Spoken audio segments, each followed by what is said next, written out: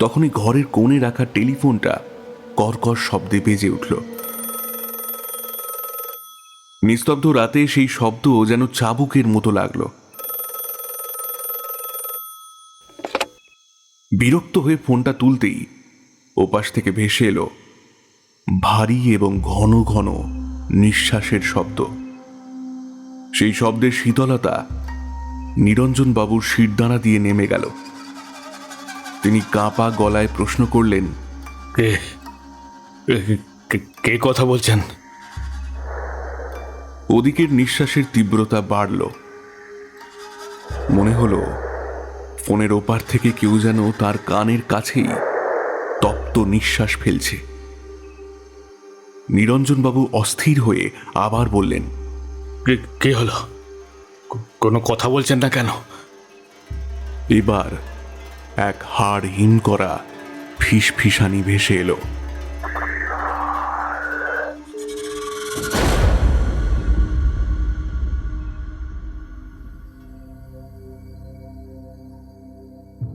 নমস্কার শ্রোতা বন্ধুরা, আমাদের আজকের গল্প লেখিকা নবনীতা বোসের কলমে একটি হাড় হিম করা ভূতের গল্প, বেতাল।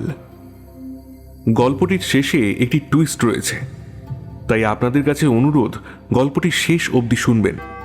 গল্পটি ভালো লাগলে লাইক করবেন ও হাইপ বাটনটি ক্লিক করে আরও শ্রোতা বন্ধুদের কাছে পৌঁছে দেবেন। আমাদেরকে ফেসবুক এবং ইনস্টাগ্রামে ফলো করতে ভুলবেন না।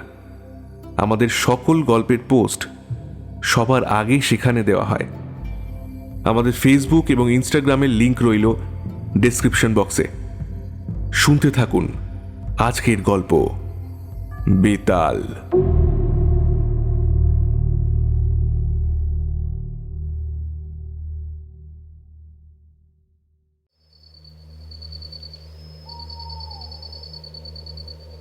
বাইরে অমাবস্যার নিকষ কালো অন্ধকার চারপাশের নিঝুম নিস্তব্ধতাকে চিরে দিচ্ছিল ঝিঁঝি পোকার একঘেয়ে তীক্ষ্ণ আওয়াজ। সেই শব্দের প্রতিটি তাল যেন বাতাসের ভারী আস্তরণকে টুকরো টুকরো করে দিচ্ছিল।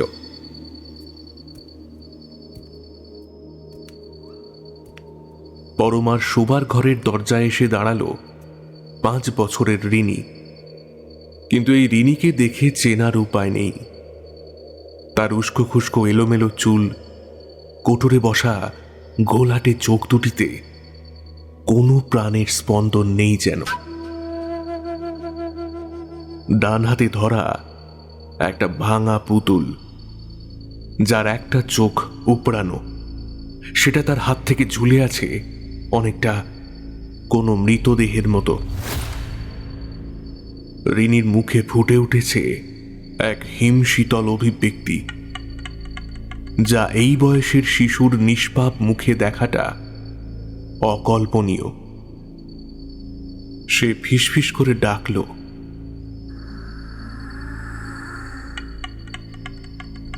অস্ফুট সেই স্বর দেওয়ালে ধাক্কা খেয়ে ঘরে মিলিয়ে গেল। ঘুমন্ত পরমার কান পর্যন্ত পৌঁছাল না। রিনি টলমলো পায়ে এগিয়ে গিয়ে বিছানার একেবারে কিনারে দাঁড়ালো। আবার ডাকল। এবার কণ্ঠস্বর কিছুটা গাঢ়, কিছুটা কর্কশ। পরমা শিউরে উঠল। বিছানার পাশে পাথরের মূর্তির মতো দাঁড়িয়ে আছে তার মেয়ে। সন্ধ্যে থেকেই লোডশেডিং। কখন যে শিয়রের মোমবাতিটা নিভে গেছে তারা টেরও পায়নি। পরমা ত্রস্ত হাতে রিনির ঠান্ডা হাতটা চেপে ধরে বলল, এ কি রিনি, তুমি নিচে নেমেছো কেন? এভাবে অন্ধকারে দাঁড়িয়ে আছো কেন মা? ভয়ে গলার স্বর কাঁপছে পরমার। সে আর্ত কণ্ঠে ডাকল, ঝিমলি, ঝিমলি, ঝিমলি, আরে তাড়াতাড়ি আয় ঝিমলি। পাশের ঘর থেকে ঘুম জোড়ানো কণ্ঠে ঝিমলি উত্তর দিল, যাই বৌদি।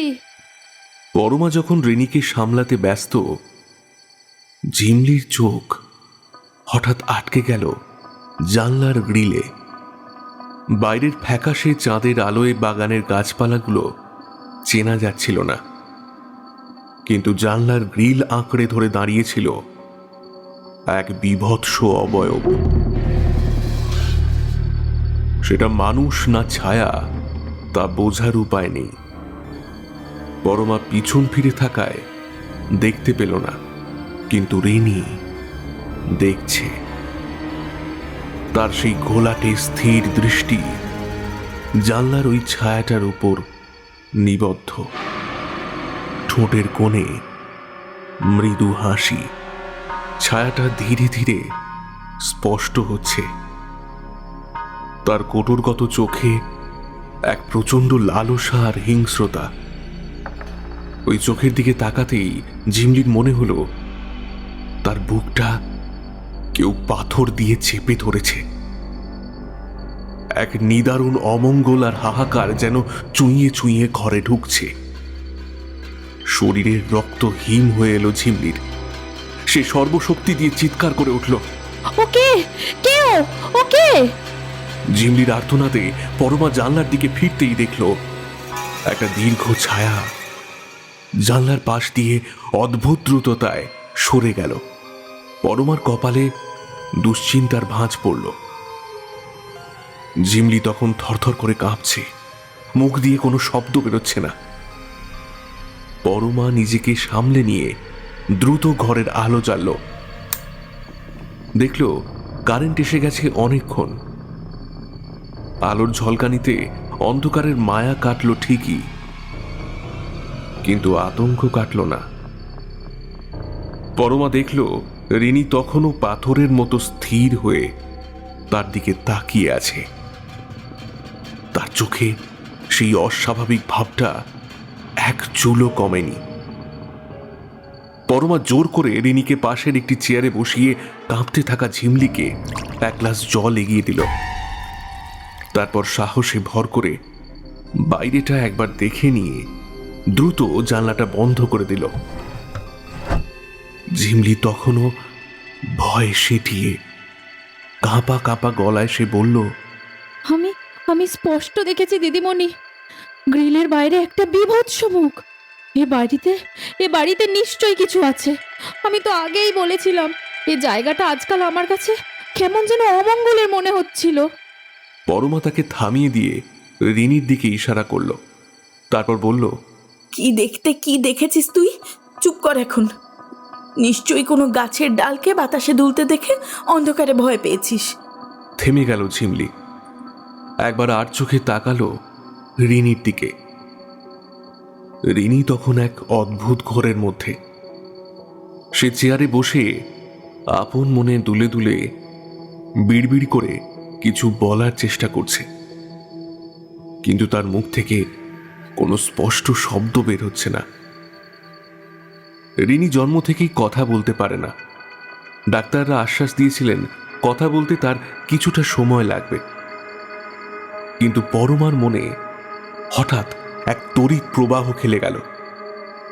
কিছুক্ষণ আগেই তো সে আবছা ঘুমের ঘোরে রিনির কণ্ঠে অস্পষ্ট ডাক শুনেছিল। মা ডাকটা এতটাই স্পষ্ট আর নিকটবর্তী ছিল যে তা নিয়ে সংশয়ের কোনো অবকাশ নেই। একদিকে মেয়ের এই অপ্রত্যাশিত ডাক, আর অন্যদিকে জানলার বাইরে সেই বীভৎস ছায়া। সব মিলিয়ে পরমার মস্তিষ্কে এক অসহ্য যন্ত্রণার উদয় হল। সে আর ভাবতে পারছে না। ঝিমলি এখন কিছুটা শান্ত হলেও তার চোখে মুখে আতঙ্কের ছাপ স্পষ্ট। এবার রিনির দিকে তাকাতেই পরমার নজর গেল তার হাতে ধরা পুতুলটার দিকে। কুঁচকে যাওয়া কপালে বিস্ময় নিয়ে সে প্রশ্ন করল, ওটা কি ওটা? পুতুলটা চিনতে পরমার দেরি হলো না। এটা সেই পুতুল যা রিনির গত জন্মদিনে সে নিজে কিনে দিয়েছিল। কিন্তু পুতুলটার এই বীভৎস দশা হলো কি করে? পুতুলটা হাতে নিয়ে চোখের সামনে তুলে ধরতেই পরমার রক্ত হিম হয়ে এলো। পুতুলের ঘাড়টা কেউ নিষ্ঠুরভাবে মুচড়ে উল্টে দিয়েছে। প্লাস্টিকের মাথাটা ধর থেকে ছিঁড়ে গিয়ে একপাশে কুৎসিতভাবে ঝুলছে। একটা 5 বছরের শিশুর ছোট্ট দুহাতে এত জোর থাকা কি সম্ভব? এমন নৃশংসভাবে পুতুলটাকে ধ্বংস করার পেছনে রিনির মধ্যে কোন শক্তি কাজ করছিল তা ভেবে কুল কিনারা পেল না পরমা। প্রশ্নের উত্তর খুঁজতে সে রিনির দিকে তাকাতেই দেখল মেয়েটি চেয়ারের হাতলে হেলান দিয়ে গভীর ঘুমে আচ্ছন্ন। পরমা হতবাক হয়ে গেল। কয়েক মুহূর্ত আগেও যে মেয়েটা এক দৃষ্টে শূন্যে তাকিয়েছিল, সে চোখের পলকে এমন নিশ্চিন্তে ঘুমোচ্ছে কি করে? রিনিকে কোলে তুলে নিয়ে পরমা বিছানার দিকে এগিয়ে গেল। তাকে পরম মমতায় শুইয়ে দিয়ে সে নিজেও পাশে বসল। ওদিকে ঝিমলি ধীর গলায় জানালো, আজ আজ আর আমি ওই ঘরে যাচ্ছি না দিদি। এ কি অনা সৃষ্টিকাণ্ড! পরমা কোনো প্রতিবাদ করল না, কেবল সম্মতিসূচক মাথা নাড়ল। রাতের এই গভীর নিস্তব্ধতায় তার মনে এখন প্রশ্নের পাহাড়। রিনি কেন মাঝরাতে অন্ধকারে একা ঘুরে বেড়াচ্ছিল? ঝিমলি ঠিক কি দেখেছিল জানলার ওপাশে? আর রিনির হাতের ওই আদরের পুতুলটার এমন নৃশংস দশা হওয়ার মানেই বা কি? প্রশ্নগুলো সাপের মতো তার মনের ভেতর ফনা তুলছে, কিন্তু উত্তরগুলো যেন অন্ধকারের গহ্বরে কোথাও লুকিয়ে আছে। বালিশে ঠেস দিয়ে বসে পরমা ভাবতে বসল। মাত্র কয়েকদিন হলো সে তার মেয়ে রিনি আর পরিচারিকা ঝিমলিকে নিয়ে জলপাইগুড়ির এই নিভৃত গ্রামে এসেছে। সরকারি উচ্চপদস্থ কর্মকর্তা হিসেবে এখানে বদলি হয়ে আসার পর সবই তো ঠিক ছিল, কিন্তু কিছুদিন পর থেকেই সে খেয়াল করেছে চারপাশের পরিবেশটা বড় বেশি থমথমে। বিশেষ করে এই বাড়িটাকে ঘিরে সবার চোখে মুখে এক অজানা আতঙ্কের সৃষ্টি হয়েছে। আবাসনের একেবারে শেষ প্রান্তে এই বাড়িটির অবস্থান। অন্য কর্মচারীরা এখানে থাকলেও এই বাড়িটার প্রতি তাদের চাপা আতঙ্ক পরমার সন্দেহ বাড়িয়ে দিয়েছে কয়েক গুণ। সেদিন প্রতিবেশী অমলেশ গুপ্তর স্ত্রী প্রমীলা দেবীর সঙ্গে দেখা হয়েছিল। পরমা সৌজন্যবশত তাকে নিমন্ত্রণ করলে প্রমীলা দেবীর মুখে ভয়ের ছায়া স্পষ্ট হয়ে ওঠে। তিনি আমতা আমতা করে বলেছিলেন, ওই বাড়িতে? আচ্ছা আচ্ছা, যাব একদিন, তোমার দাদাকে নিয়েই যাব। তারপর কিছুক্ষণ পরমার দিকে তাকিয়ে থেকে হঠাৎ জিজ্ঞাসা করলেন, আচ্ছা, ওখানে সব ঠিক আছে তো? মানে ওই বাড়িতে তুমি অস্বাভাবিক কিছু দেখনি? পরমা অবাক হয়ে জানতে চাইল, ঠিক কি দেখার কথা বলছেন আপনি? মনের ভেতর একটা কু ডাকল তার। ঝিমলি আর রিনি সারাদিন বাড়িতে একা থাকে, তাই মেয়ের নিরাপত্তা নিয়ে সে বরাবরই তটস্থ। প্রমীলা দেবী তখন রহস্যময় এক হাসি হেসে এড়িয়ে গেলেন।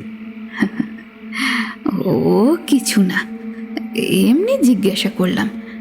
আচ্ছা, আসি। হ্যাঁ।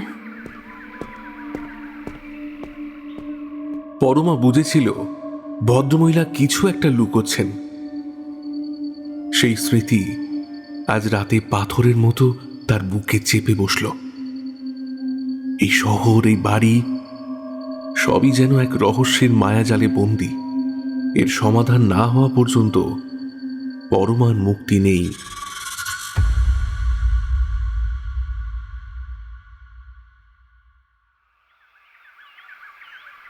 ভোরের আলো ফুটতেই পরমার ঘুম ভেঙে গেল। পাশে রিনির নিষ্পাপ মুখটা দেখে রাতের ঘটনাগুলোকে স্বপ্ন বলে মনে হলো। পাশের সোফাটা ফাঁকা, ঝিমলি এর মধ্যেই উঠে গেছে। পরমা আলগা চুলের গোছা খোঁপা করতে করতে জানলার সামনে গিয়ে দাঁড়ালো, যেটা কাল রাত্রে সে ভয়ে বন্ধ করেছিল।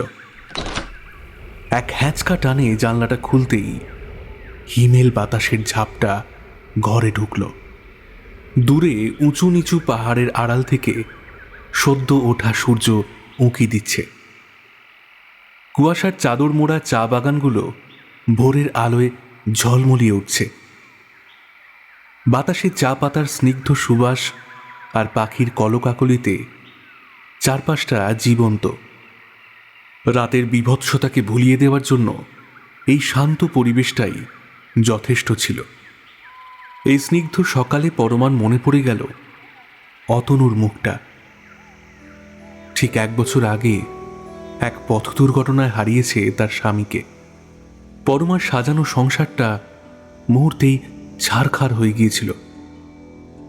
আজ এই চাকরিটা না থাকলে হয়তো রিনিকে নিয়ে তাকে পথে বসতে হতো। বাবা মায়ের সঙ্গে তার সম্পর্ক চুকেছে অনেক আগে। বাবার অমতে অতনুকে বিয়ে করায় তিনি পরমাকে ত্যাগ করেছিলেন। বাবা চেয়েছিলেন কলকাতার নামজাদা ব্যবসায়ী মৃন্ময় চ্যাটার্জির সঙ্গে মেয়ের বিয়ে দিতে, কিন্তু পরমা এক কাপড়ে ঘর ছেড়েছিল অতনুর হাত ধরে। অতনুর মৃত্যুর পর বাবা তাকে ফিরিয়ে নিতে এসেছিলেন, কিন্তু পরমা জেদ বজায় রেখে আর ফিরে যায়নি। উল্টে পুরনো শোক ভুলতে বদলির আবেদন করে কলকাতা ছেড়ে চলে এসেছিল এই দূরে। সে জানত তার বাবার জেদ কতটা ভয়ঙ্কর হতে পারে, আর সেই কলকাতার চেনা বিপদ থেকে বাঁচতেই তার এই দূরে আসা। পরমা দীর্ঘশ্বাস ফেলল। এক লড়াই শেষ হতে না হতেই যেন আর এক নতুন লড়াই শুরু হয়েছে। কলকাতার চেনা বিপদ থেকে বাঁচতে এসে সে কি তবে কোনো অচেনা মরণ ফাঁদে পা দিল? এই রহস্যের শেষ কোথায় পরমা তা আজও বুঝতে পারছে না। বাগানের আম গাছতলায় এক মনে খেলছিল রিনি। দিনের আলোতেও এই চত্বরটা জনশূন্য। আবাসনের অন্য বাচ্চারা আজকাল যেন কোনো এক অজ্ঞাত ভয়ে এদিকে ঘেঁষে না। ঝিমলি রান্না করতে করতে জানলা দিয়ে মাঝে মাঝে রিনির দিকে নজর রাখছিল। হঠাৎই রোদ ঝলমলে আকাশ কালো করে মেঘ জমল। বৃষ্টির আভাস পেয়ে ঝিমলি দ্রুত ছাদে গেল শুকোতে দেওয়া কাপড়গুলো তুলতে। অভ্যাস মতো ছাদের দরজাটা একটা ইঁট দিয়ে ঠেকিয়ে রেখে সে কাপড় গোছাতে শুরু করলো। হঠাৎ রিনির কথা মনে পড়তেই ছাদের কার্নিশ দিয়ে নিচে তাকাতেই তার বুকটা ধক করে উঠল। রিনি সেখানে নেই। মাটিতে তার পুতুলগুলো অনাদরে পড়ে আছে। চারপাশে অন্ধকার ঘনিয়ে আসছে। সেই সঙ্গে ঝিমলির মনে বাসা বাঁধছে তীব্র আশঙ্কা। রিনি গেল কোথায়? আতঙ্কে সে ছাদের দরজার দিকে দৌড়ে গেল। কিন্তু এ কি, ইঁটটা সামান্য সরে গেছে আর দরজাটা ভেতর থেকে বন্ধ। প্রবল আশঙ্কায় কাঁপতে কাঁপতে সে দরজায় টান দিল, কিন্তু কোনো লাভ হলো না। এই নিঝুম পরিবেশে একটি কাকপক্ষীয় নজরে পড়ছে না যে সাহায্যের জন্য ডাকবে। হঠাৎ ঝিমলি অনুভব করল ছাদের ওপর কিছুর একটা পরিবর্তন ঘটেছে। বাতাসের শোঁ শোঁ শব্দের মাঝে কানে এলো এক চাপা দীর্ঘশ্বাসের শব্দ। ছাদের মাঝখানে দড়িতে ঝুলে থাকা একটা পাতলা চাদরের দিকে নজর যেতেই চমকে উঠল সে। চাদরের ওপাশে কার যেন অবয়ব দেখা যাচ্ছে। ভয়ে ঝিমলির সারা শরীর অবশ হয়ে এলো। আকাশে মেঘের গর্জনের সঙ্গে তাল মিলিয়ে ভেসে এলো এক বিভীষিকাময় গোঙানি। সেই অশরীরী অবয়বটা ধীরে ধীরে ঝিমলির দিকে এগোতে লাগলো। হঠাৎই দমকা বাতাসে চাদরটা সরে যেতেই ঝিমলি দেখতে পেল সেই মুখাবয়ব। না, ওটা কোনো মানুষের মুখ নয়, বলি রেখায় ভরা এক বিকৃত বিভৎস চামড়া। আর সেই ঘোলাটে চোখ, যা গত রাতে জানলার বাইরে সে দেখেছিল। ভয়ে এক পা করে পেছোতে পেছোতে ঝিমলি ছাদের পাঁচিলে গিয়ে ঠেকল। ঠিক তখনই ঝড়ের বেগে দুটি অদৃশ্য হাত এসে তাকে প্রচণ্ড এক ধাক্কা দিল। নিজেকে সামলাতে না পেরে মুহূর্তের মধ্যে ছাদ থেকে নিচে ছিটকে পড়ল সে। কিছুক্ষণ সব নিস্তব্ধ।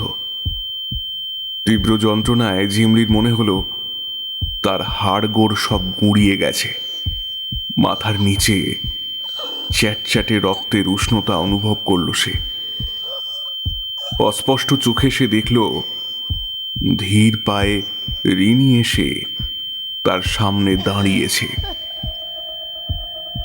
এক দৃষ্টে তাকিয়ে আছে তার দিকে। রিনির সেই শূন্য দৃষ্টিতে কোনো মায়া নেই, কোনো ভয় নেই, ঠোঁটের কোণে মুচকি হাসি। যেন বেশ মজা পেয়েছে সে। ঝিমলি কিছু বলতে চাইল, কিন্তু যন্ত্রণায় তার চোয়াল নড়ল না। আকাশ ভেঙে বৃষ্টি নামল। বৃষ্টির প্রতিটি ফোঁটা যেন তার ক্ষতবিক্ষত শরীরে তীক্ষ্ণ কাঁচের মতো বিঁধছে। অসহ্য সেই যন্ত্রণায় একসময় চেতনা হারালো ঝিমলি।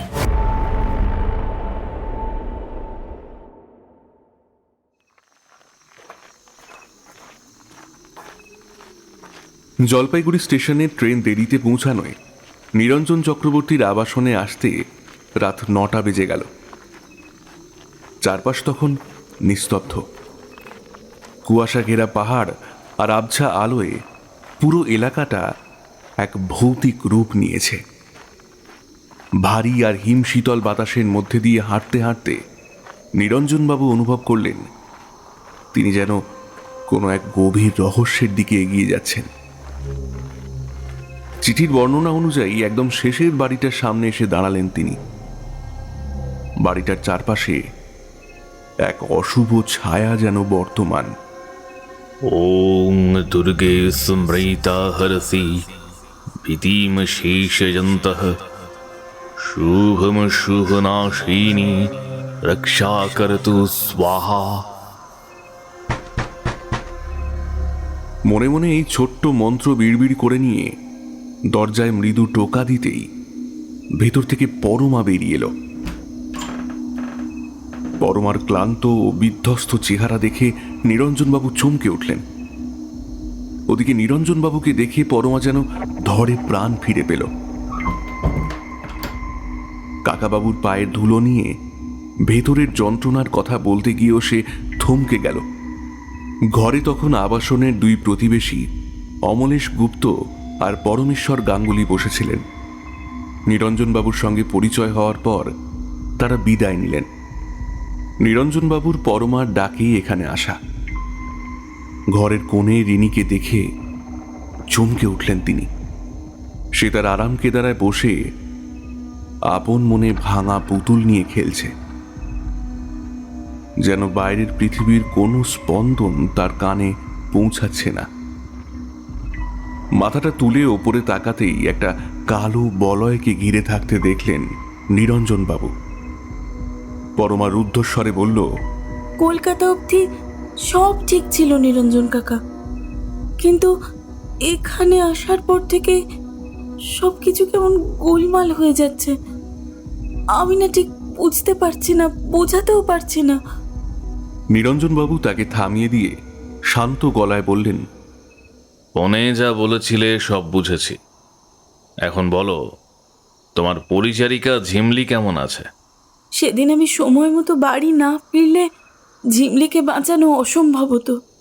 ছাদ থেকে পড়ে মারাত্মক চোট পাওয়া ঝিমলি এখন হাসপাতালে আতঙ্কে ভুলভাল বকছে। সে দাবি করছে কোনো এক ভয়ঙ্কর ছায়া নাকি তাকে ধাক্কা দিয়ে ফেলে দিয়েছে। জানেন, হাসপাতালে না ওই রিনিকে দেখে আঁতকে উঠেছিল। যে মেয়েটাকেও চোখে হারাতো, আজ তাকে দেখে ও ভয় পাচ্ছে। নিরঞ্জনবাবু গভীর চোখে রিনির দিকে তাকিয়ে প্রশ্ন করলেন, কলকাতা পর্যন্ত সব ঠিক ছিল, তুমি কি নিশ্চিত? পরমা যন্ত্রণা কাতর চোখে তাকালো। কাকাবাবু, আপনি কি অতনুর কথা বলছেন? নিরঞ্জনবাবু সে কথার উত্তর না দিয়ে বললেন, এই রহস্যের সুতো কলকাতা পর্যন্ত বিস্তৃত। আসার আগে আমি তোমার বাবার সঙ্গে দেখা করে এসেছি। বাবার নাম শুনেই পরমার মুখ তিক্ততায় ভরে উঠল। সে কথা এড়াতে রাতের খাবারের বন্দোবস্তের জন্য উঠে এগোতেই এবার নিরঞ্জনবাবু ধীর গলায় জানালেন, পরমা, আমি তোমাদের বাড়ি থেকে সেদিন মৃন্ময় চ্যাটার্জিকে বেরোতে দেখেছিলাম। নামটা শোনা মাত্রই পরমার সারা শরীরে এক হিমশীতল স্রোত বয়ে গেল। সে যেন নিজের কানকে বিশ্বাস করতে পারছিল না। নিরঞ্জনবাবু নিশ্চুপে মাথা নেড়ে সায় দিতেই পরমা ধপ করে সোফায় বসে পড়ল। মৃন্ময় চ্যাটার্জি, সেই নামটার সাথে জড়িয়ে থাকা এক বিভীষিকাময় অতীত তার স্মৃতিতে হানা দিল।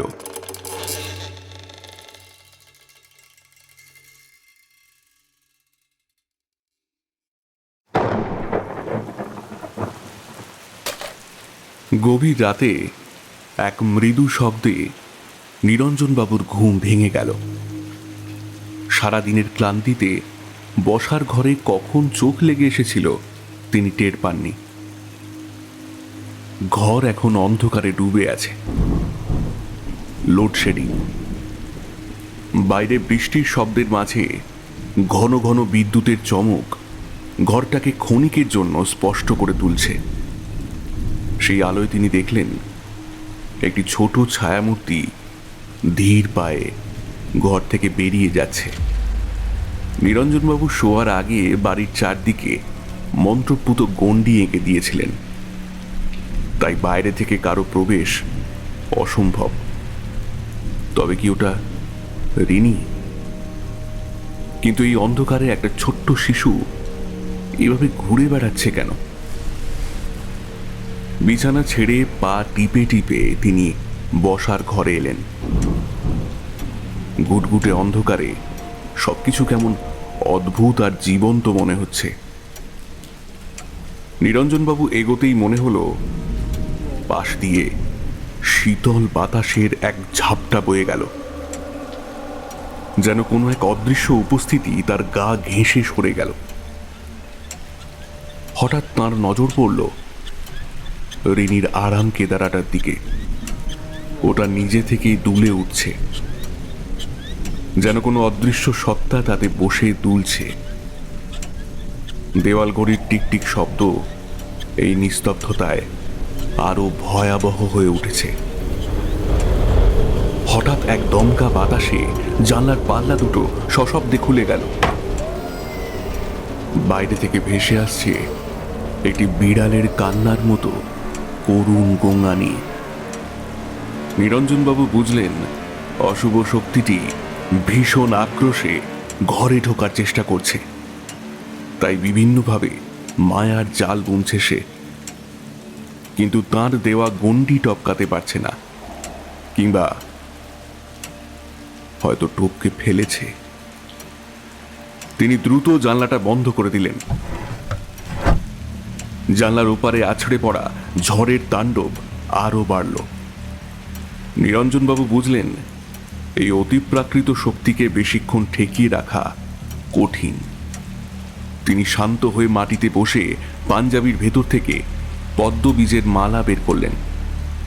শুরু করলেন একাগ্র মনে মন্ত্র জপ।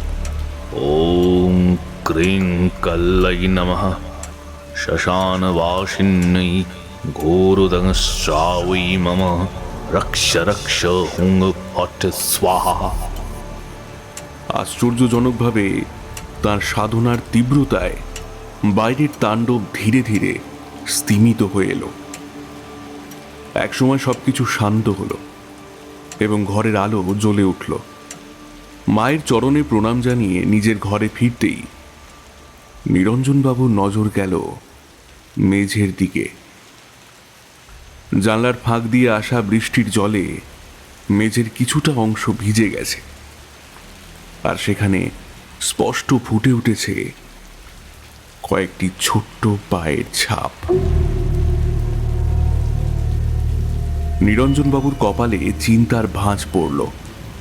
তার মানে একটু আগে সত্যি রিনি আমার ঘরে এসেছিল, আর সে হয়তো এই জানালাটা খোলার চেষ্টা করেছিল। কিন্তু কেন? রিনি এগুলো কেন করছে? নাকি সে শুধু কারো আজ্ঞা পালন করছে? বিছানায় বসে তিনি ভাবলেন, তাহলে কি পরমার মা অনুপমা বৌদির সন্দেহটাই ঠিক? আতঙ্কে ও বিস্ময়ে তার চোখ বড় হয়ে গেল। নিজের মনেই বিড়বিড় করে বললেন, যদি আমার সব আন্দাজ ঠিক হয়, তাহলে এই বাড়ির মানুষেরা একটা ষড়যন্ত্রের জালে আবদ্ধ হয়ে পড়েছে। আমাকে শীঘ্র এর সমাধান খুঁজে বের করতে হবে, না হলে একটা বড় সড় বিপদ ঘটতে আর দেরি নেই।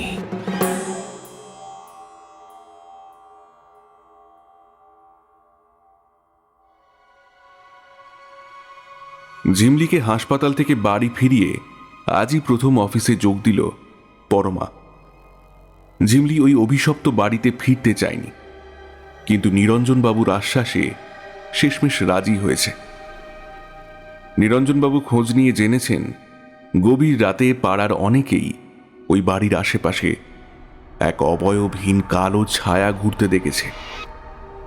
সেই ছায়া বাতাসে মিশে অদৃশ্য হয়ে যায়, আর তার সঙ্গে ভেসে আসে এক চাপা গোঙানি আর বিড়ালের করুণ কান্না।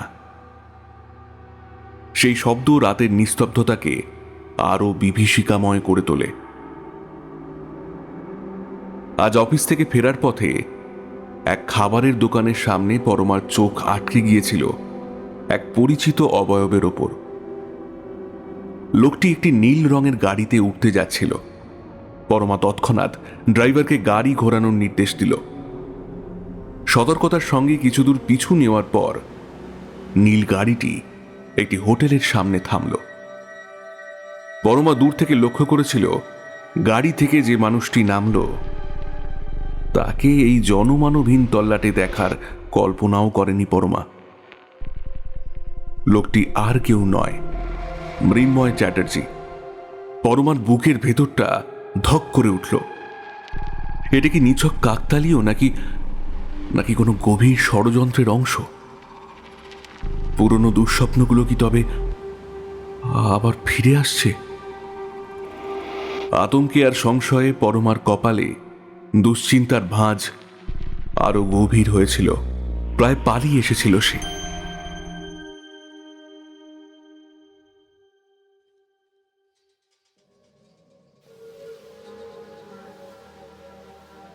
অন্যদিকে নিরঞ্জনবাবু গত কয়েকদিন ধরেই এক প্রচণ্ড শক্তিশালী অশুভ শক্তির অস্তিত্ব টের পাচ্ছিলেন, কিন্তু এর উৎস বা প্রকৃতি জানা না থাকলে একে প্রতিহত করার কোনো উপায় নেই। এই চিন্তায় যখন তিনি মগ্ন, তখনই ঘরের কোণে রাখা টেলিফোনটা কর্কশ শব্দে বেজে উঠল। নিস্তব্ধ রাতে সেই শব্দ যেন চাবুকের মতো লাগলো। বিরক্ত হয়ে ফোনটা তুলতেই ওপাশ থেকে ভেসে এলো ভারী এবং ঘন ঘন নিঃশ্বাসের শব্দ।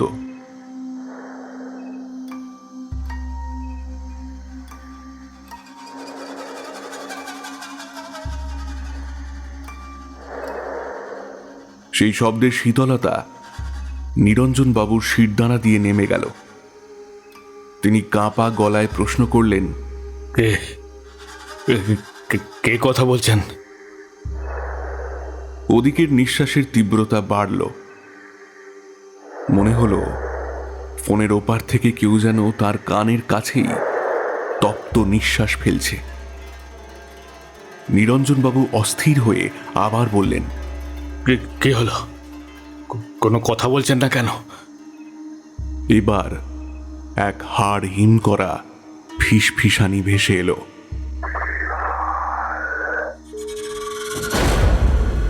পরক্ষণেই লাইনটা কেটে গেল এবং পুরো বাড়ির জানলাগুলো তীব্র শব্দে একসঙ্গে খুলে গেল। বাইরের উন্মত্ত বাতাস ঘরে ঢুকে যেন তাণ্ডব শুরু করলো। নিরঞ্জনবাবু ক্ষিপ্র হাতে জানলার পাল্লাগুলো বন্ধ করতে ব্যস্ত হয়ে পড়লেন।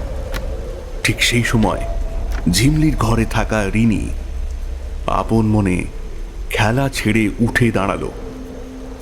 সে ধীর পায়ে এসে নিঃশব্দে নিরঞ্জনবাবুর ঠিক পিছনে দাঁড়ালো।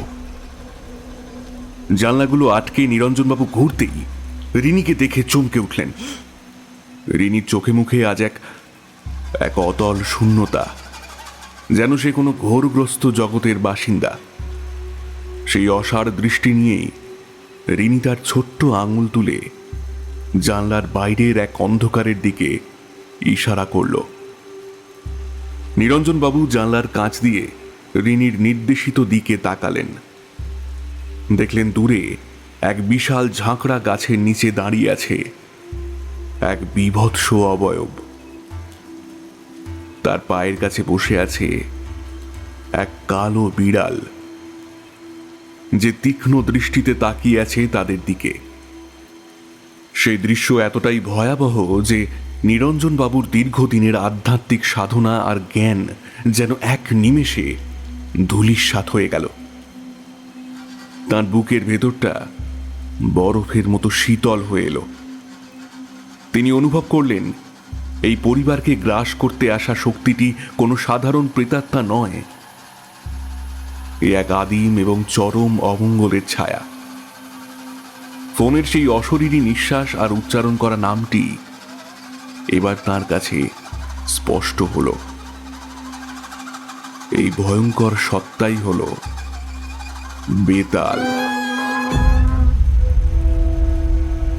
এই নামের সঙ্গে যে বিভৎসতা জড়িয়ে আছে তার মোকাবিলা করা যে প্রায় অসম্ভব, তা নিরঞ্জনবাবু ভালো করেই জানেন।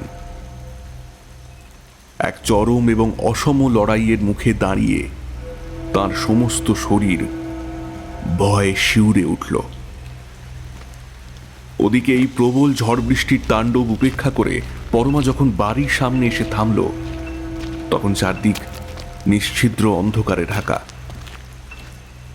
এই কদিনে এই বাড়িতে অনেক ভৌতিক কাণ্ড সে দেখেছে, কিন্তু আজ জলপাইগুড়ির রাস্তায় যা প্রত্যক্ষ করেছে তা সব বিভীষিকাকে ছাপিয়ে গেছে। ছাতাটা একপাশে ছুঁড়ে ফেলে সে সোজা টেলিফোনের সামনে গিয়ে দাঁড়ালো। নিরঞ্জনবাবুকে কিছু বলার সুযোগ না দিয়েই দ্রুত একটি নাম্বার ডায়াল করল।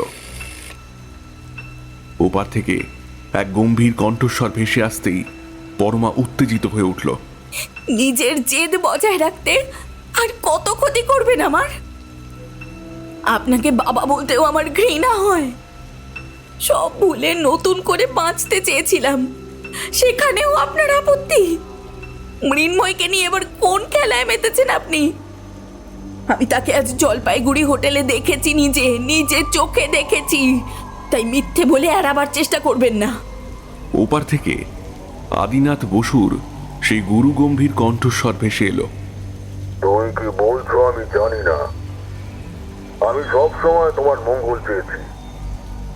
কষ্ট তুমি নিজেই ডেকে এনেছ। এখনো সময় আছে, ফিরে এসো, না হলে আরো বড় বিপদে পড়বে।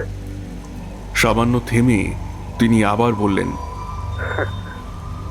তোমার মা যাকে ওখানে পাঠিয়েছেন তাকে বলে দিও যে শক্তিকে সে পরাস্ত করতে গেছে তাকে হারানো তার সাধ্যে নেই। বৃথা সময় নষ্ট না করে সে যেন তোমাকে বুঝিয়ে এখানে নিয়ে আসে। খট করে ফোনটা কেটে গেল। পরমা তখনও হাতে রিসিভার ধরে কাঁপছে। নিরঞ্জনবাবু এগিয়ে এসে তার হাত থেকে রিসিভারটা নিয়ে যথাস্থানে রাখলেন। পরমা আর্তস্বরে প্রশ্ন করল, আমার কাছ থেকে আপনারা কি লুকোচ্ছেন নিরঞ্জন কাকা? কি লুকোচ্ছেন? মা যে আপনাকে পাঠিয়েছে, কেন গোপন করলেন সেটা? নিরঞ্জনবাবু পরমার মুখোমুখি বসে শান্ত স্বরে বললেন, একটি অত্যন্ত শক্তিশালী অপশক্তিকে জাগিয়ে তোমার পিছনে লেলিয়ে দেওয়া হয়েছে পরমা। তোমার মা কিছুটা আভাস পেয়েছিলেন বলেই আমাকে পাঠিয়েছেন। মা তো মাই হয়। তোমার আর তোমার বাবার লড়াইয়ের মাঝে একজন মায়ের কষ্ট আমি সহ্য করতে পারিনি। পরমা এবার মুখ থেকে হাত সরিয়ে ধরা গলায় জিজ্ঞাসা করল, নিরঞ্জন কাকা, অতনুর মৃত্যুর পেছনেও কি বাবার হাত আছে? যদি তাই হয়, আমি তা কিছুতেই মানতে পারবো না নিরঞ্জন কাকা। আমি কিছুতেই মানতে পারবো না, কিছুতেই পারবো না, কিছুতেই পারবো না। পরমা কান্নায় ভেঙে পড়ল। নিরঞ্জনবাবু সান্ত্বনা দিয়ে বললেন, এই মুহূর্তে যতটা কম জানবে ততই ভালো। আমাকে আর একটু সময় দাও মা। আজকের রাতটা আমাদের জন্য চরম পরীক্ষার। তান্ত্রিক আদিনাথ বসু ঠিকই বলেছেন, বেতালকে হারাবার ক্ষমতা আমার নেই, কিন্তু তার উদ্দেশ্য সফল হতে আমি বাধা দিতে পারি। কথাটা বলে নিরঞ্জনবাবু কিছুক্ষণ শূন্যে তাকিয়ে রইলেন। তিনি জানেন বেতালকে তার লক্ষ্যে বাধা দেওয়ার পরিণাম কি ভয়াবহ। এর অর্থ হল প্রেরকের মৃত্যু। আর সেই মৃত্যু যে কতটা যন্ত্রণাদায়ক হতে পারে আদিনাথ তা জেনেও, কিন্তু কেন, সেটাই নিরঞ্জনবাবুকে ভাবিয়ে তুলল।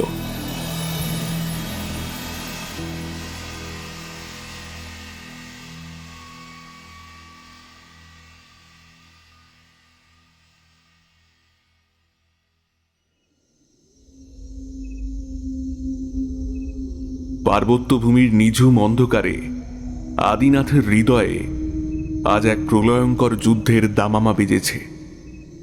প্রকৃতির সমস্ত প্রাণী আজ যেন কোনো এক অদৃশ্য মরণ ফাঁদে পড়ে স্তব্ধ হয়ে গেছে। বাতাসের দিক পরিবর্তন আর হাড় কাঁপানো শীতলতা জানান দিচ্ছে আজকের রাত সাধারণ নয়।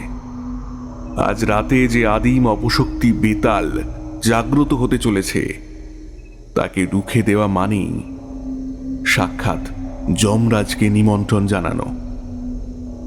কিন্তু নিরঞ্জনবাবু জানেন প্রাণের চেয়েও প্রিয় কোনো মানুষের আর্তনাদ উপেক্ষা করা অসম্ভব। একসময়ের ঘনিষ্ঠতম সেই প্রিয় মুখটির অর্থাৎ পরমার মার অনুরোধ রক্ষা করতেই আজ তাকে নিজের জীবন বাজি রাখতে হবে। বসার ঘরে স্থির হয়ে বসে নিরঞ্জনবাবু যখন এসব ভাবছিলেন, তাঁর সামনে তখন সুসজ্জিত হয়ে উঠেছে এক অতিপ্রাকৃত যুদ্ধের রণক্ষেত্র। মেঝের ঠিক মাঝখানে তিনি রক্তচন্দন দিয়ে একটি জটিল ও বৃত্তাকার রক্ষা কবচ বা চক্র অঙ্কন করেছেন। সেই চক্রের চারপাশে 5টি মাটির প্রদীপ জ্বলছে। নিরঞ্জনবাবুর সামনে একটি তামার পাত্রে রাখা আছে শ্মশানের চিতাভস্ম, যা তিনি আজ বিকেলেই সংগ্রহ করে এনেছেন। তার পাশেই রয়েছে একটি রুদ্রাক্ষের মালা এবং একটি ধারালো খড়গ, যা মা কালীর চরণে স্পর্শ করানো। একটি পিতলের থালায় সাজানো আছে কালো তিল, শুকনো লঙ্কা আর হাড়ের তৈরি একটি ছোট দণ্ড, যা অতিপ্রাকৃত শক্তিকে নিয়ন্ত্রণের জন্য অত্যন্ত প্রয়োজনীয়।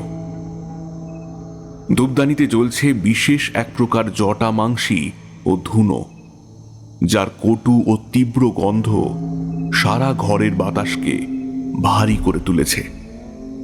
জটামাংসী হল হিমালয় অঞ্চলের এক প্রকার দুর্লভ এবং পবিত্র ভেষজ উদ্ভিদ। তান্ত্রিক এবং আয়ুর্বেদিক শাস্ত্রে এর গুরুত্ব অপরিসীম। নিরঞ্জনবাবুর পরনে তার রক্তাম্বর বস্ত্র, কপালে সিঁদুরের তিলক আর গলায় পুঁতির মালা। তার সামনে রাখা একটি ছোট কালভৈরব মূর্তির দুচোখ থেকে যেন অগ্নিস্ফুলিঙ্গ নির্গত হচ্ছে। প্রতিটি পূজার সামগ্রী সাজানোর পেছনে ছিল এক অমোঘ লক্ষ্য, বেতালের মতো আদিম শক্তিকে পরাজিত করা। তখনই অমঙ্গলের কালো ছায়া ধীরে ধীরে আষ্টে পৃষ্ঠে জড়িয়ে ধরল বাড়িটাকে। রিনিকে একটু আগেই ঘুম পাড়িয়ে দেওয়া হয়েছে। তার বালিশের নিচে রাখা আছে মা কালীর চরণে অর্পণ করা একটি মন্ত্রপুত লাল জবা। এই দৈব রক্ষা কবচ পেরিয়ে কোনো অপশক্তি কিভাবে রিনিকে আঘাত করে, আজ তা দেখতে চান নিরঞ্জন বাবু। তার মনে পড়ল আজ সকালের সেই ঘটনা।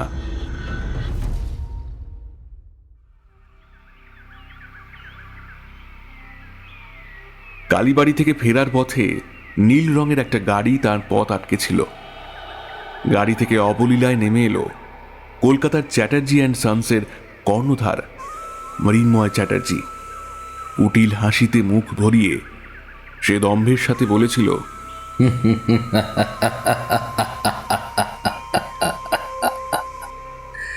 আমাকে পরাজিত করার ইচ্ছা মন থেকে বের করে দিন নিরঞ্জন বাবু। আমার পেছনে যিনি আছেন না, সে আপনার থেকেও বড় তান্ত্রিক। তারপর সামান্য হেসে বলেছিল,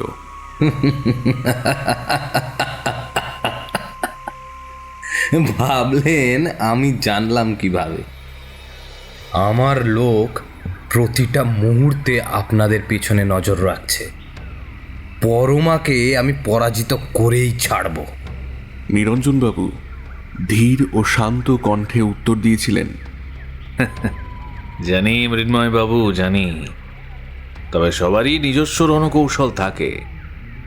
আজ রাতে কারো না কারো মৃত্যু ঘটবেই, আর সেই মৃত্যুই হয়তো বহু রহস্যের জট খুলে দেবে। নিরঞ্জনবাবু আর একবারও পিছনে ফিরে তাকাননি। তাকালে হয়তো মৃন্ময় বাবুর আত্মবিশ্বাসে লাগা ফাটলটা দেখতে পেতেন।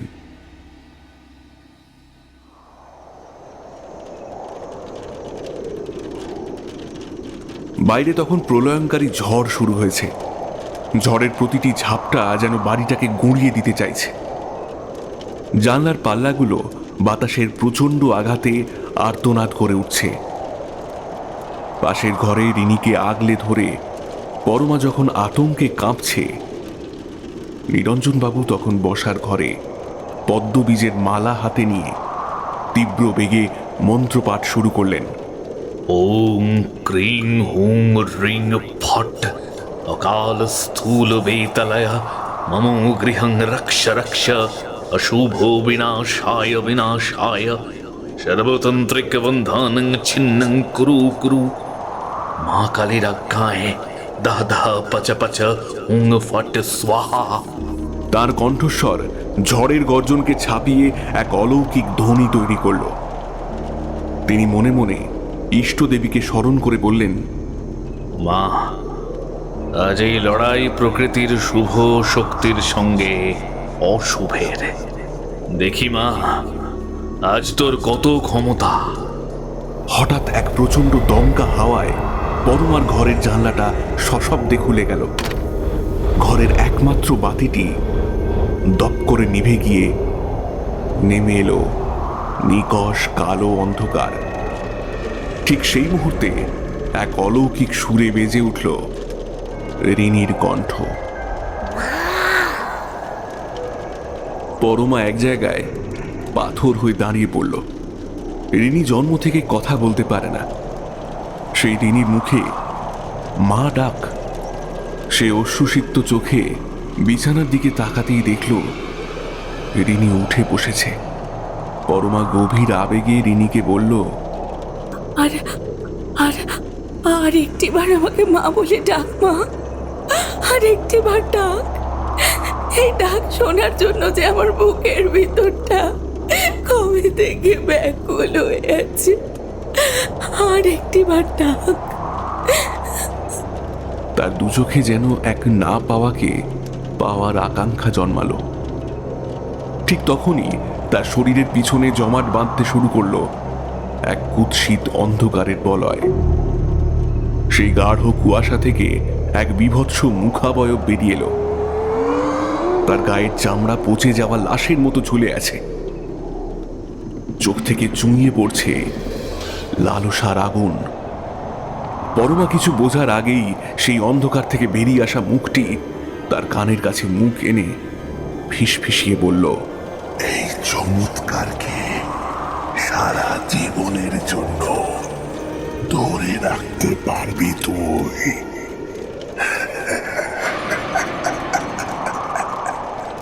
তোর মেয়ের বালিশের নিচে রাখা ফুলটা ফেলে দে এক্ষুনি।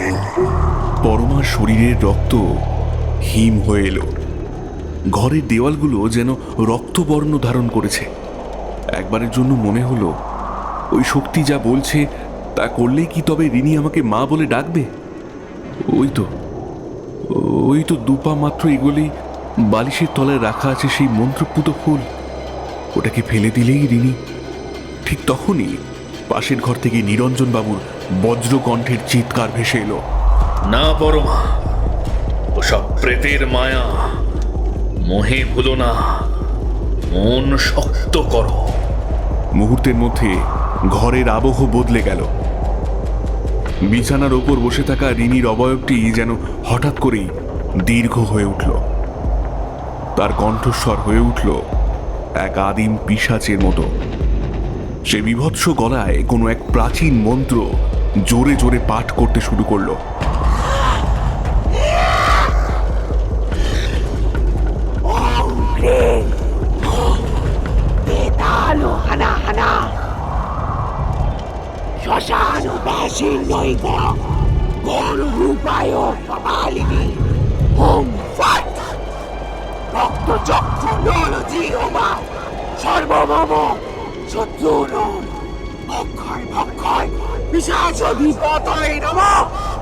রিনির ছোট্ট দেহটি বাতাসের কোনো এক অদৃশ্য শক্তিতে বারবার গণ্ডি ছেড়ে শূন্যে উঠতে চাইছে, কিন্তু না পেরে আবার আছড়ে পড়ছে বিছানার গণ্ডির ভেতর।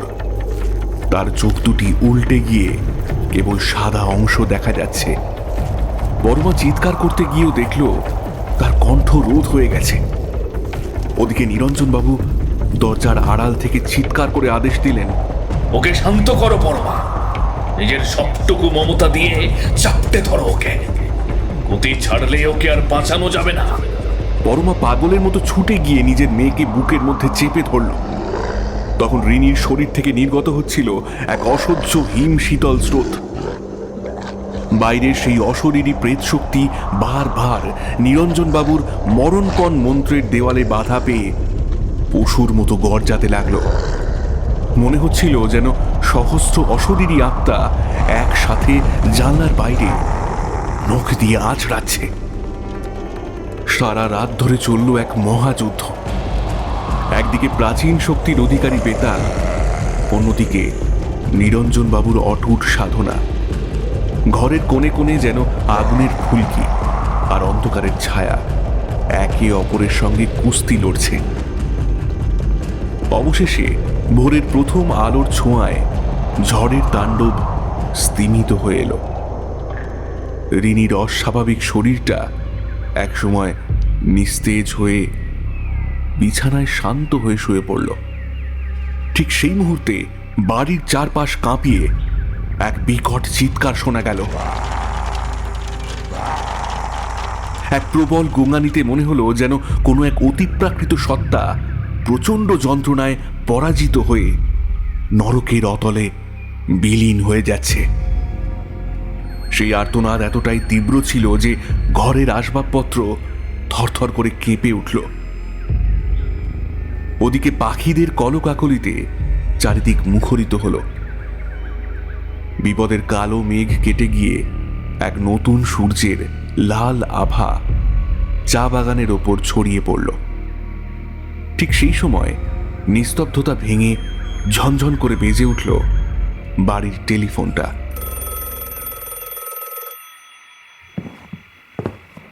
নিরঞ্জনবাবু অবসন্ন শরীরে এগিয়ে গিয়ে রিসিভার তুলতেই ওপাশ থেকে ভেসে এলো এক পরিচিত কণ্ঠস্বর। সেই কণ্ঠস্বরে ছিল মৃত্যু আর পরাজয়ের এক অমোঘ বার্তা।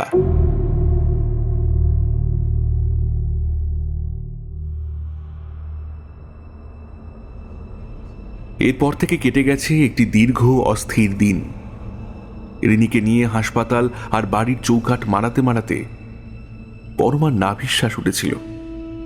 তবে চিকিৎসকরা আশ্বস্ত করেছেন বড় কোনো শারীরিক ক্ষতি হয়নি। নিছক মানসিক ধাক্কা বা ট্রমা কাটিয়ে সে এখন সম্পূর্ণ সুস্থ। আশ্চর্যের বিষয় হলো সেই বিভীষিকাময় রাতের এক বিন্দু স্মৃতিও রিনির মস্তিষ্কে অবশিষ্ট নেই। আজ আবার সেই পরিচিত আবাসনের সামনে এসে দাঁড়িয়েছে পরমা। একই বাড়ি, একই নির্জন পথ। সেদিনের ভয়াবহতা মনে পড়তেই আজও একটি হিমশীতল স্রোত বয়ে গেল পরমার শির দাঁড়াবে। ঠিক তখনই কাঁধ থেকে মাথা তুলে রিনি তার ছোট্ট হাতের কোমল স্পর্শ দিল মায়ের গালে। যেন অবুঝ শিশুটিও বুঝতে পারছে মায়ের মনের অস্থিরতা। পরমা একটি স্নিগ্ধ হাসি রিনিকে উপহার দিয়ে পা বাড়ালো দরজার দিকে। হঠাৎ করেই বাড়ির মূল ফটকটি আর্তনাদ করে খুলে গেল। ভেতর থেকে বেরিয়ে এলো একটি পরিচিত অবয়ব। এতদিন পর মানুষটিকে দেখে পরমার মনে এক মুহূর্তের জন্য আনন্দের ঝিলিক খেলে গেল। সামনে দাঁড়িয়ে স্বয়ং তার মা। মা দুই হাত প্রসারিত করে স্নেহের ব্যাকুলতায় এগিয়ে এলেন। পরমা আর দেরি করল না। সমস্ত অভিমান আর যন্ত্রণার বোঝা বাইরে ফেলে রেখে সে মায়ের বুকে আছড়ে পড়ল। এতদিনকার জমাট বাঁধা কষ্টগুলো যেন এই শান্তির নিকেতনে এসে মুক্তি পেল। মা আবেগ জড়িত কণ্ঠে বললেন, আমি আর না এসে পারলাম না রে মা। আমার যে তোকে আর এই ছোট্ট দিদিভাইটিকে খুব প্রয়োজন। তোমাকে তো কত কিছু বলার আছে মা। কথা বলতে বলতে ঘরে প্রবেশ করতেই পরমার মুখের সেই প্রশান্তি এক লহমায় মিলিয়ে গেল। সেখানে দানা বাঁধল এক জমাটবদ্ধ কালো মেঘের ছায়া। সামনে সোফায় যিনি বসে আছেন তিনি আর কেউ নন, পরমার বাবা আদিনাথ বসু। তার ঠিক পাশেই দেওয়ালে ঠেস দিয়ে গম্ভীর মুখে দাঁড়িয়ে আছেন নিরঞ্জন কাকা। তার মুখ থমথমে, দৃষ্টিতে এক অতল রহস্য। পরমাকে দেখে নিরঞ্জনবাবু ধীর কণ্ঠে কেবল একটি আজ্ঞা দিলেন, বসো। আজ নিরঞ্জন কাকাকে কেমন যেন অচেনা মনে হচ্ছে পরমার। সে একবার আর চোখে বাবার দিকে তাকালো। আদিনাথ বসু মাটির দিকে এক দৃষ্টে তাকিয়ে আছেন। তাঁর দৃষ্টি স্থির এবং অভিব্যক্তিহীন। রিনিকে ঝিমলির কোলে দিয়ে পরমা বসল নির্দিষ্ট আসনে। পরমার মা অপরূপা দেবীও তাঁর পাশে বসতেই নিরঞ্জনবাবু মুখ খুললেন। আজ সকালে শহরের একটা হোটেলের ঘরে দুমড়ানো মুচড়ানো অবস্থায় মৃন্ময়ের আর সাথে আরেকজন অজ্ঞাত পরিচয় ব্যক্তির মৃতদেহ পাওয়া গেছে। দুজনেরই মাথা অদ্ভুতভাবে পিছন দিকে মোড়ানো, আর চোখে ভয়ের এমন বিভৎস ছাপ ছিল যে পুলিশ নাকি এমন মৃতদেহ আজ অবধি দেখেনি। টেলিভিশনে আমি এই খবরটা দেখেছি। একটু থেমে তিনি আদিনাথের দিকে তীক্ষ্ণ দৃষ্টিতে তাকিয়ে বললেন, তবে এরকম কিছু একটা যে হবে তা আমি বেশ ভালোভাবেই জানতাম। আর জানতে তুমিও আদিনাথ, তাই তো? পরমা চমকে উঠে বাবার দিকে তাকালো। আদিনাথ বসু এবারও নীরবে কেবল মাথা নাড়লেন। নিরঞ্জনবাবু আবার বলতে শুরু করলেন, আমি এখন যা বলছি তার কোনো অকাট্য প্রমাণ আমার কাছে নেই। সবই আমার দীর্ঘদিনের অভিজ্ঞতা লব্ধ অনুমান। তবে মৃন্ময় আর ওই তান্ত্রিকের মৃতদেহ সেই অনুমানেরই জীবন্ত প্রমাণ। তিনি আরও বললেন, এখানে আসার জন্য অপরূপা আমাকে অনুরোধ করলেও পর্দার আড়ালে আসল অনুরোধটা ছিল আমার বাল্যবন্ধু আদিনাথের। সে তার মেয়ের অবাধ্যতা মেনে নিতে না পারলেও মেয়ের প্রতি ভালোবাসা এক বিন্দুও হারায়নি। এমনকি রিনির জন্মের দিন সে চুপি চুপি মা কালীর পায়ে পুজোও দিয়েছিল। কিন্তু নিজের জেদের কারণে তোমার দোরগোড়ায় দাঁড়াতে তার সম্মানে লেগেছিল। এবার উত্তেজিত হয়ে আদিনাথ সোজা হয়ে বসলেন। না নিরঞ্জন, তুমি ভুল বলছো। আমি গিয়েছিলাম পরমা রিনিকে বাড়ি ফিরিয়ে আনতে, কিন্তু ওরা সেদিন আসেনি। আমার সাহায্যের হাত ওরা সেদিন ধরেনি। নিরঞ্জনবাবু মৃদু হেসে বললেন, পরমাও তো তোমারই মেয়ে আদিনাথ। বাবার বংশ পরম্পরার জেদ সেও তো পেয়েছে। পরমার চোখে তখন হাজারো প্রশ্ন। নিরঞ্জনবাবু বলতে থাকলেন, পরমা, তুমি সেদিন আমাকে জিজ্ঞেস করেছিলে না অতনুর দুর্ঘটনার সাথে আদিনাথ জড়িত কিনা? তোমাকে আজ সত্যিটা বলি, উত্তরটা হলো না। তবে তোমার সন্দেহ অমূলক ছিল না। অতনুর সেই দুর্ঘটনাটা ছিল একটি সুপরিকল্পিত হত্যাকাণ্ড, আর এর মাস্টার মাইন্ড ছিল খোদ মৃন্ময় চ্যাটার্জি। তোমার বাবা প্রথমে তা জানতেন না, কিন্তু পরে সন্দেহ হওয়ায় তিনি মৃন্ময়ের পিছনে লোক লাগান। তখনই বেরিয়ে আসে সেই ভয়ঙ্কর তথ্য। মৃন্ময় তোমাকে পেতে এক কুখ্যাত তান্ত্রিকের শরণাপন্ন হয়েছে, যার নাম অঘোরী। এই অঘোরী তান্ত্রিক নিজের ক্ষমতার লোভে নিজের গুরুর অনিষ্ট করতেও পিছপা হয়নি। রিনির মতো নিষ্পাপ শিশুর ক্ষতি করা তার কাছে ছিল সামান্য খেলা। পরমা পাথরের মতো হয়ে শুনছিল। এবার আদিনাথ বসু মুখ খুললেন। এই কারণেই আমি তোমাদের দুজনকে নিজের কাছে ফিরিয়ে আনতে চেয়েছিলাম, কিন্তু তুমি রাজি হওনি। নিরঞ্জন ঠিকই বলেছে, আমার অহংবোধ তোমাকে চরম বিপদে ফেলেছিল। শেষমেশ নিরঞ্জনের সাহায্য নিতে আমি বাধ্য হই। আমি ওর কাছে অপরাধী, কারণ বহু বছর আমি ওর সাথে কোনো সম্পর্ক রাখিনি। কিন্তু নিরঞ্জন আমাদের ছোটবেলার সমস্ত প্রতিশ্রুতি মনে রেখেছিল। তুমি আমার সাহায্য নেবে না ভেবেই আমি তোমার মায়ের মাধ্যমে সব চাল চালি। আদিনাথ থামতেই নিরঞ্জনবাবু আবার খেই ধরলেন। আমি এই বাড়িতে পা রেখেই বুঝে গিয়েছিলাম অঘোরী বড় কোনো ধ্বংসলীলার পরিকল্পনা করেছে। আর বুঝেছিলেন তোমার বাবা, কারণ একসময় তিনিও তো আমার এই তন্ত্র সাধনার সঙ্গী ছিলেন। পরে উনি সেই পথ ত্যাগ করে সংসারী হয়েছিলেন, কিন্তু তন্ত্র সাধনা ছাড়েননি। সেদিন রাত্রে আদিনাথই আমাকে ফোনে খবর দেয় যে অঘোরী বেতাল জাগিয়েছে। গম্ভীর কণ্ঠে আদিনাথবাবু বললেন, আমি সেদিনই গণনা করে জেনেছিলাম এই বিপদের কথা। পরমা রুদ্ধস্বরে জিজ্ঞেস করল, এই বেতাল আসলে কি কাকাবাবু? নিরঞ্জনবাবুর চোয়াল শক্ত হল। তিনি এগিয়ে এসে পরমার মুখোমুখি বসলেন।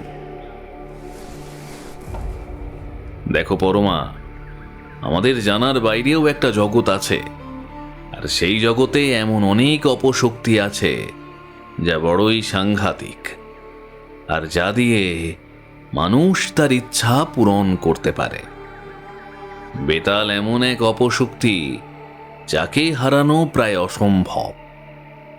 আমি আমার তন্ত্র সাধনাকে কোনোদিন অকল্যাণে ব্যবহার করিনি, কিন্তু আমি জানতাম আমি যদি এই বেতালকে তার উদ্দেশ্য সফল করতে না দিই এবং যথাযথ মন্ত্র বলে তাকে ফেরত পাঠাই, তবে সে সোজা ফিরে গিয়ে তার প্রেরককেই সংহার করবে। মৃন্ময়ের আদেশে অঘোরী তান্ত্রিক এই বেতাল জাগিয়েছিল, তাই নিয়ম অনুযায়ী ওই অপশক্তি তাদের দুজনকেই গ্রাস করেছে। হোটেলের ওই দ্বিতীয় মৃতদেহটি অঘোরী তান্ত্রিকের। পরমা, আজ থেকে তোমার শত্রুর চিরতরে বিনাশ ঘটেছে। তুমি এখন সম্পূর্ণ স্বাধীন। পরমা অপরাধ বোধে নুইয়ে পড়ে বলল, কাকাবাবু, রিনির মুখে মা ডাক শুনে সেদিন আমি সত্যি খুব দুর্বল হয়ে পড়েছিলাম। আমার এই ভুলের জন্য তো আপনাদেরও জীবন সংকট হতে পারতো বলুন। নিরঞ্জনবাবু পরম মমতায় মাথা নাড়লেন। তোমার জায়গায় অন্য কোনো মা থাকলেও তাই করত। ওই অপশক্তি তোমার মাতৃত্বের দুর্বলতাকে ব্যবহার করেছিল মাত্র, কিন্তু শেষ পর্যন্ত তুমিই জিতেছ। আমি না কাকাবাবু, মা কালীর আশীর্বাদী ফুল আমার মনের সাময়িক লোভকে হারিয়ে দিয়েছে। এই বলে সে মাকে মনে মনে স্মরণ করে প্রণাম জানালো। পরমার মা অপরূপা দেবী এবার পরমার হাত ধরে বললেন, এবার কি তবে আমাদের সাথে ফিরে যেতে আর কোনো আপত্তি আছে তোর? পরমা এবার উঠে দাঁড়ালো।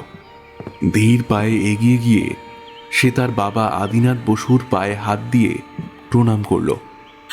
আমাকে ক্ষমা করে দিন বাবা, আমি আপনাকে ভুল বুঝেছিলাম। বিশ্বাস করুন বাবা, আপনাকে ভুল বুঝে আমি শান্তিতে ছিলাম না। প্রত্যেক মুহূর্তে এটাই ভাবতাম আমি যেন ভুল প্রমাণিত হই বাবা।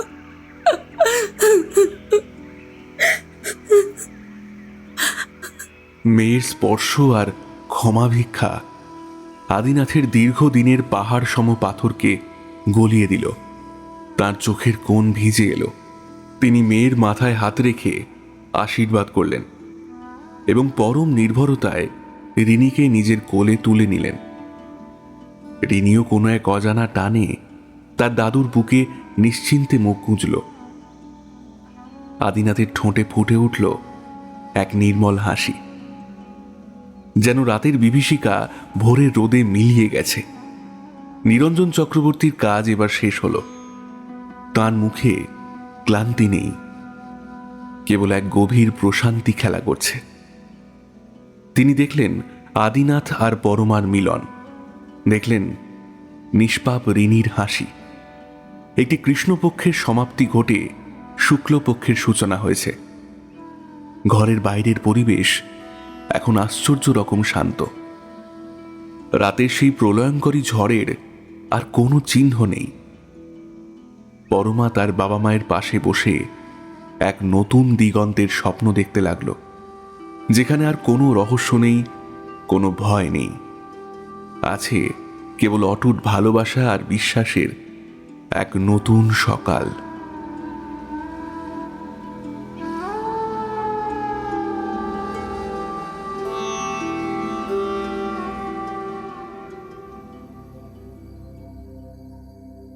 শুনছিলেন লেখিকা নবনীতা বোসের কলমে বেতাল। আজকের গল্পের সূত্রধার ও গল্প পাঠে আমি দেবাঞ্জন। বিভিন্ন চরিত্রে তানিশা, সঞ্চালী, অলিভিয়া, দেবস্মিতা, অতনু, ফিদা, সাগরনীল, দেবযানী এবং আমি দেবাঞ্জন। শব্দ সংযোজন ও আবহ সুজয়, প্রচ্ছদ রৌনক, পর্ব পরিচালনা টিম অন্ধকারের ডায়েরি। আমাদের আজকের গল্পটি ভালো লাগলে একটি লাইক করবেন ও যারা এই ধরনের গল্প শুনতে ভালোবাসেন তাদের সাথে শেয়ার করবেন। চ্যানেলে নতুন হলে চ্যানেলটি সাবস্ক্রাইব করতে ভুলবেন না কিন্তু। আমাদের প্রত্যেক সপ্তাহে নতুন নতুন ভূতের গল্প শনিবার ঠিক দুপুর 12:30টায় আসতে চলেছে। আপনারা শুনতে থাকুন অন্ধকারের ডায়েরি। ভয় যেখানে বাস্তব, অন্ধকার সেখানে গভীর।